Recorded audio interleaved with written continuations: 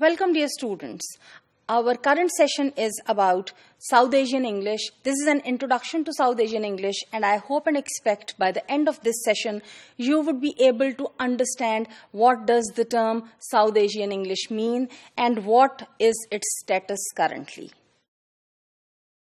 Well, my dear students, with the worldwide spread of English, English has come to Asia and it has come to South Asia as well. Actually, the spread of English is an unprecedented phenomenon for which we do not find any example for any language in the history of humankind. As far as the subcontinent is concerned, English language was brought to the subcontinent in the early 17th century by the British colonizers. However, when we look at its status today it is spoken as a second language by 3% of the population of Bangladesh, Bhutan, India, Maldives, Nepal, Pakistan, and Sri Lanka.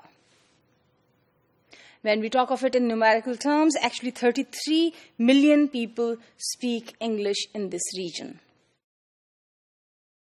Well, my dear students, South Asian English is sometimes also called Indian English, because if you look at the South Asian region, subcontinent makes the major part of it.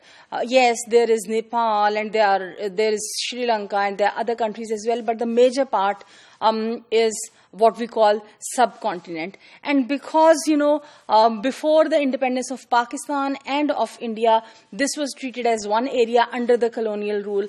That is why most of the times when people refer to Indian English, actually their reference is to South Asian English. If we talk of the use of English in this whole region, in fact, in India alone, there are more than 25 million users of English language, and their number actually exceeds the total number of speakers in Australia and New Zealand, which combined together is only 20 million. What I would like to point out here is, if we think of the expansion of English language through the globe, what we need to understand is there are certain countries that I would say are the center in the sense where, English is used as a mother tongue or is used as a first language. And New Zealand and Australia are part of that inner circle where it is the first language of people. Interestingly, yes, it is the first language of these people, but the total number, because the population is lesser, the total number of these speakers is far lesser than, the outer circle where we find all those countries where, it is used as a language that is second language for people.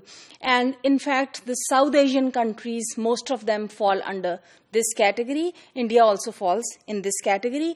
And because India has a huge number of population, that is why, even if 3 to 5% people speak English, in total, their number exceeds the number of people in Australia and New Zealand. Anyways, after so many years of independence, the countries of South Asian region, they still use English to varying degrees, and actually there are so many conflicts and there are so many controversies and there are so many issues related to the choices and the options between the national languages and the official language, or between the local and regional languages and English as an official language, etc. However, generally speaking, in all these countries, in most of the domains, I would say the domains of power, like law, military, higher education, commerce, trade, media, etc. English is the language that is used as a medium. If we look at the countries of the region one by one, in India, it has the status of an Indian language.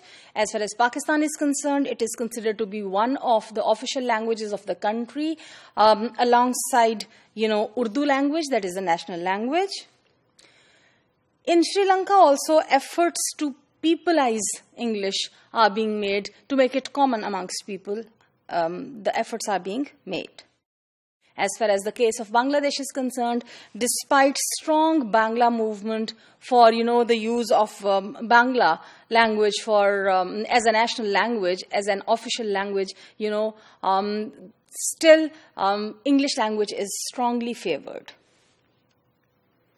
So, in all the South Asian countries, not only the international role of medium of communication is English, that on the global level to interact with other countries it is used, but also, for intranational, that is within the national context, or for intra-regional, within the regional context of South Asia, for communication, for interaction, and, for, the purposes of connecting with people, English language is used as a medium to bring together people with diverse backgrounds and cultures.